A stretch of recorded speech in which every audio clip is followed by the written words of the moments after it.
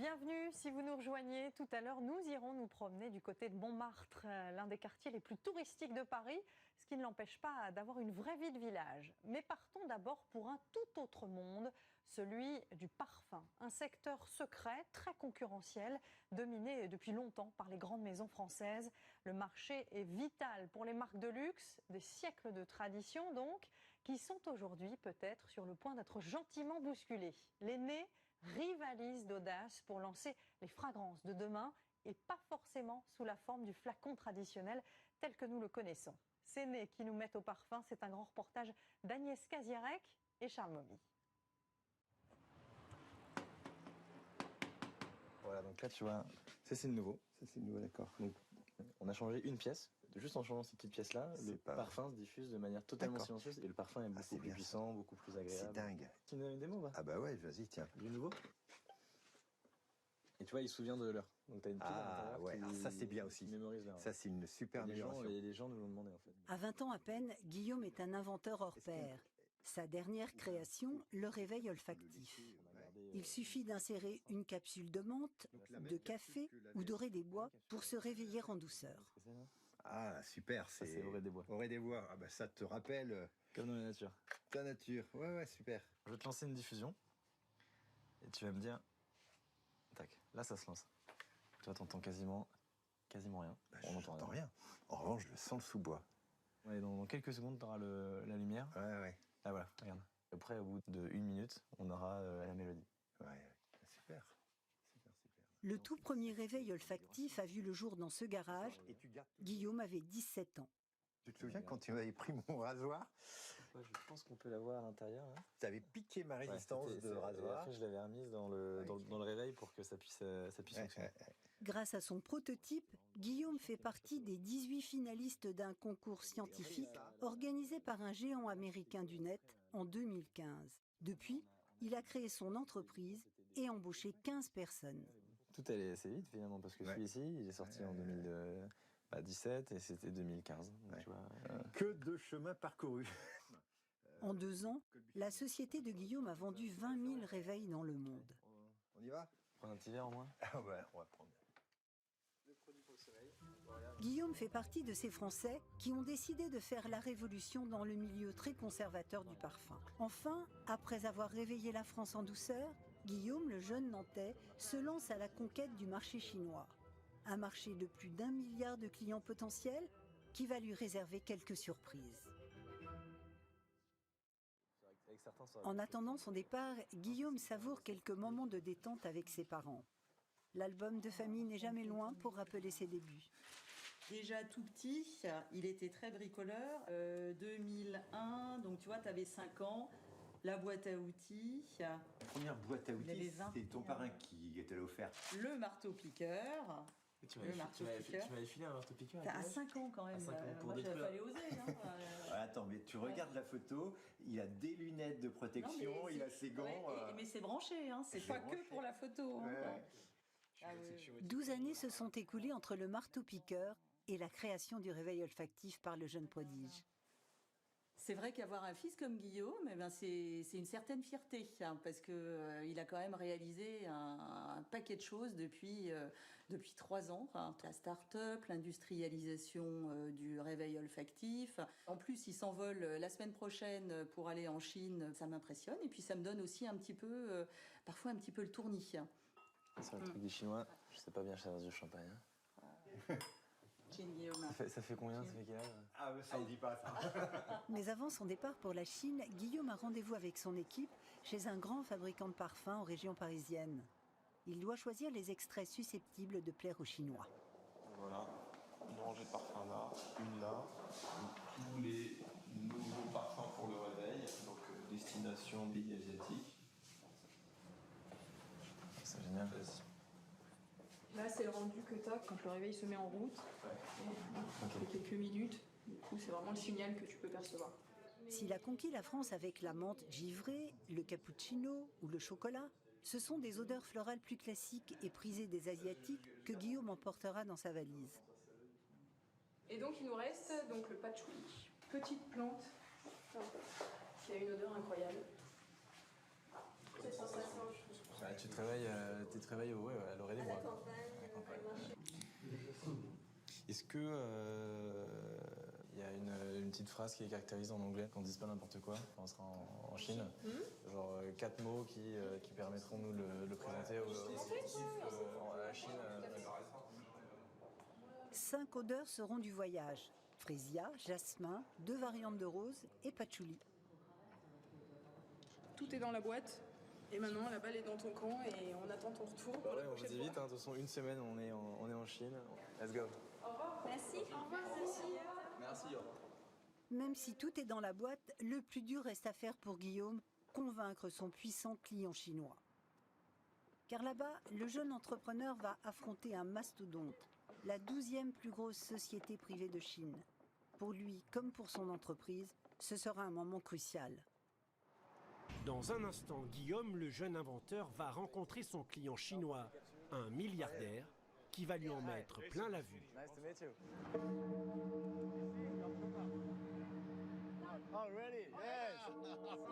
C'est un peu le rêve de tout le monde, hein. C'est un des plus gros buildings, une des plus grosses villes au monde, et d'avoir le produit comme ça qui s'éclaire, et c'est juste de la folie. Pour Guillaume, l'inventeur du réveil olfactif, la réponse sera beaucoup plus rapide, dans 3 jours, à l'issue de son voyage éclair en Chine. C'est vrai que j'avais... Ça, c'est ce que j'ai envoyé à... Je sais pas si t'avais vu le truc que j'ai envoyé. Avec Misha, sa collaboratrice, il peaufine les derniers détails. Ça, ils l'ont déjà, ça c'est le truc qu'on leur a envoyé. Alors, à l'issue de ce voyage, si tout se passe bien, on va retrouver nos produits, nos réveils et toutes nos capsules parfumées en Chine, distribuées dans les plus grands magasins. Donc là, on va rencontrer les directeurs de ces grands magasins. C'est des chaînes qui sont absolument immenses. Et surtout, c'est un marché qui, pour nous, va être considérable avec plus d'1 milliard d'habitants. On a préparé des présentations en mandarin, justement en chinois, où on parle du produit pour que tout le monde puisse comprendre. Il fallait traduire tout ça, en fait. C'était hyper important. Première étape du voyage, Nanjing, à l'est de la Chine. Guillaume est reçu par son partenaire chinois qui lui a réservé une suite dans un palace.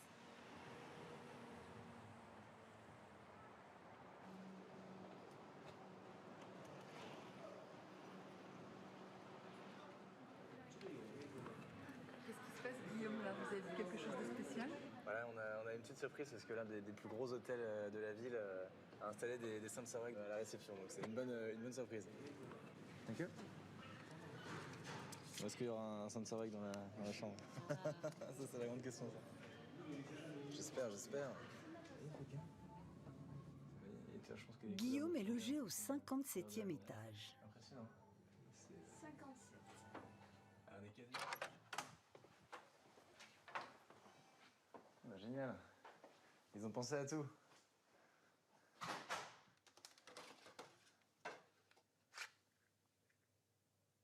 Je sais pas s'ils ont fait exprès, mais Nantes, c'est ma préférée. Donc peut-être qu'ils ont dû le savoir. Mais à peine installé, il est temps de partir à la rencontre de l'équipe du géant SunPower, spécialisée dans les nouvelles technologies. La délégation française est attendue devant un grand magasin de la ville qui appartient à leur groupe. Et les dirigeants de la société sont venus en personne saluer les Français. Allez bébé. Bonjour, ravi de vous rencontrer. Bonjour. Bonjour, bienvenue à Nanjing. Hi, Phoenix. Bienvenue. Hi. Salut Misha. Thank you. SunPower est la 12e plus grosse entreprise du pays, avec un chiffre d'affaires annuel de 17 milliards d'euros et plus de 120 000 salariés dans le monde. Pour impressionner Guillaume, les Chinois lui font visiter ce magasin de luxe qu'ils viennent d'acquérir et où pourrait être vendu son réveil. Ah, c'est ce petit robot de... Ça ressemble un peu, tu sais, au robot de Wall-E, là. Ah, j'adore. Vous voulez essayer ça? Oui, qu'est-ce que c'est? C'est de la réalité virtuelle. Vous pouvez vous asseoir et mettre des lunettes spéciales.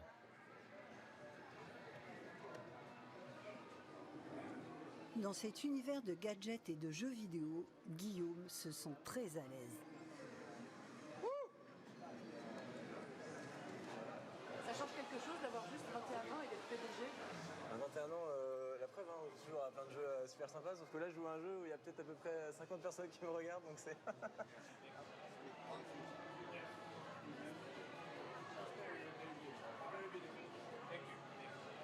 C'est magnifique, comme on dit en français. Mais Guillaume n'est pas au bout de ses surprises.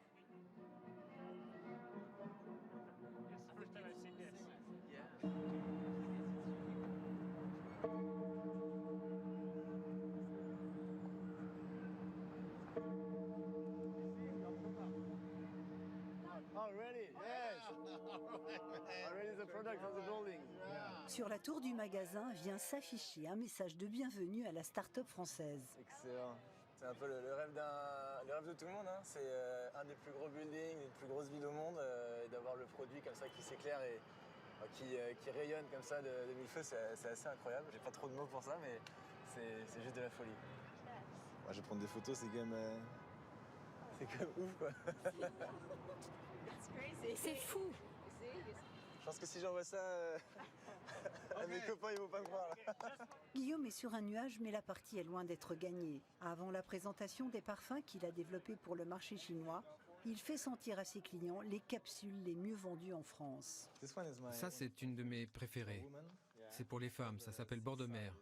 Il y a du monoeil. Ah, j'aimerais bien le sentir. Oui, essayez-le. On a développé pour nos clients américains des capsules spéciales appelées capsules dollars. Et cette odeur est un mélange d'encre d'imprimerie et de cuir, comme sur un portefeuille. Vous devriez l'essayer. Pour l'instant, Monsieur Fu, l'un des dirigeants du groupe, ne semble pas convaincu. Demain, Guillaume devra être plus pertinent lorsqu'il lui soumettra ses parfums. Loin de la Glace Valley et beaucoup plus industrielle, Shenzhen, au sud-est de la Chine, est l'usine du monde. C'est ici que Guillaume, le jeune entrepreneur nantais, inventeur du réveil olfactif, a rendez-vous avec son client chinois pour la suite des négociations. Ça fait plaisir, on est reçu un peu en VIP, c'est cool. Après, les enjeux sont tellement énormes. Au bout de 2 ans de vie d'entreprise, on a la chance de pouvoir arriver dans un pays aussi grand que la Chine, pouvoir lancer et faire du business là-bas, c'est quand même une opportunité assez incroyable.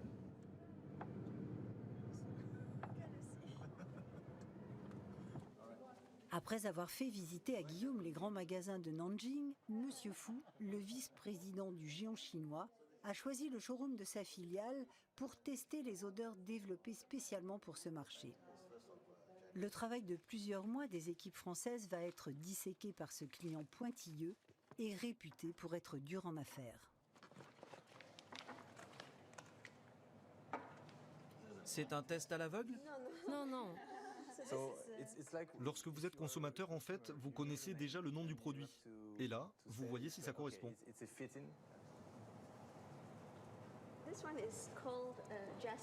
Celui-là s'appelle jasmin. Mais ce n'est pas vraiment un pur extrait de jasmin, mais plutôt un mélange de plusieurs essences censé vous rappeler l'odeur du jasmin.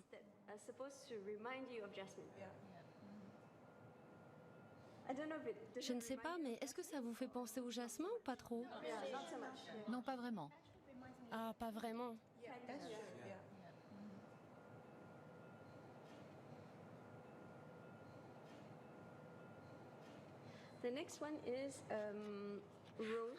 Le suivant, c'est la rose, avec un peu d'odeur de fleurs de géranium aussi, et de la citronnelle.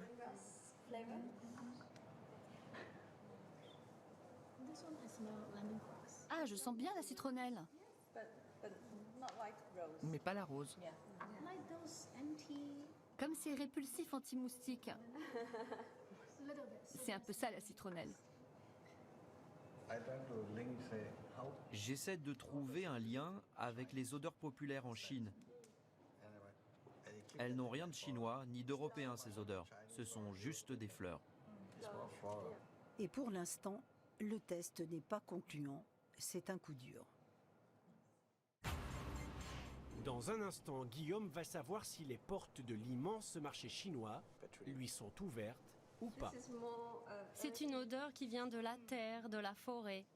un peu plus verte. On ne sait pas trop qu'est-ce qu'ils en pensent. Ils attendent vraiment la fin pour dire voilà, ça c'était mon préféré, ça j'ai moins bien aimé, etc. Une seule odeur à Guillaume pour avoir une chance de se lancer sur le marché chinois, Patchouli. le patchouli.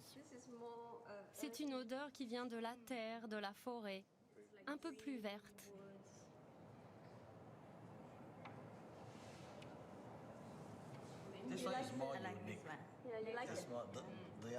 Celui-ci est unique.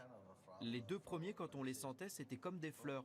Mais celui-là se rapproche plus des attentes du marché chinois. Ce qu'ils recherchent. Plus proche des odeurs qu'ils aiment. Oui, parce qu'il est très frais. Et je pense que c'est parfait pour un réveil. Alors, je pense que nous avons un gagnant.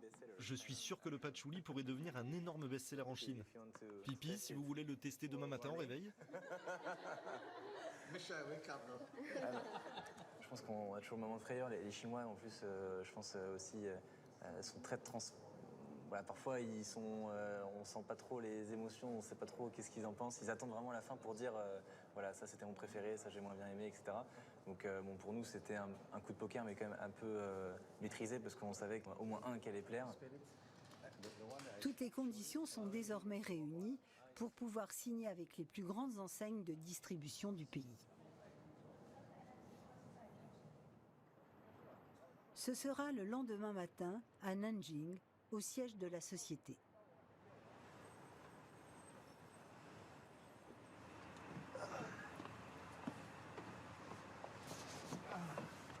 Pas mal, hein? Wow. Mais avant la signature, petite visite des lieux. Au fond du hall, une pièce est entièrement dédiée à la réussite spectaculaire du fondateur du groupe, Yuan Yafei. Vous allez comprendre comment notre groupe s'est développé. Je vais vous présenter les différents véhicules que notre président a utilisés depuis le tout début.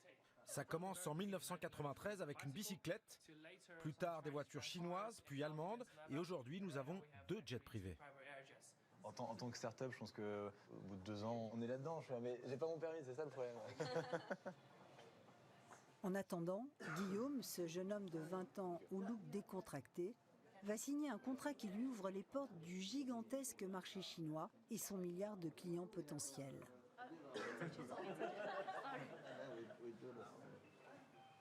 Autour de la table, les dirigeants des grands magasins des 9 provinces qui vont vendre son réveil.